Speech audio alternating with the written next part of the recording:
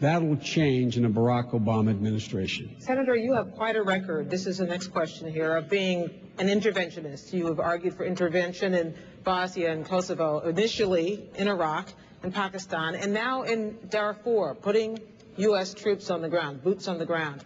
Is this something the American public has a stomach for? Well, I think the American public has a stomach for success. And my recommendations on Bosnia, I admit I was the first one to recommend it. They saved tens of thousands of lives. And initially, John McCain opposed it along with a lot of other people. But the end result was it worked.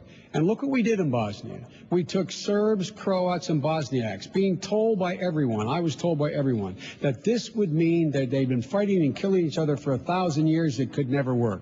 There's a relatively stable government there now, as there is in Kosovo.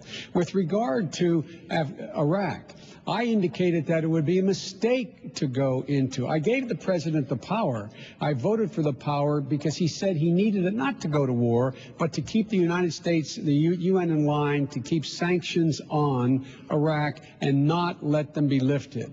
I, along with Dick Lugar, before we went to war, said if we were to go to war without our allies, without the kind of support we needed, we'd be there for a decade. It'd cost us tens of billions of dollars. John McCain said no, that was going to be okay. I don't have a stomach for genocide when it comes to Darfur.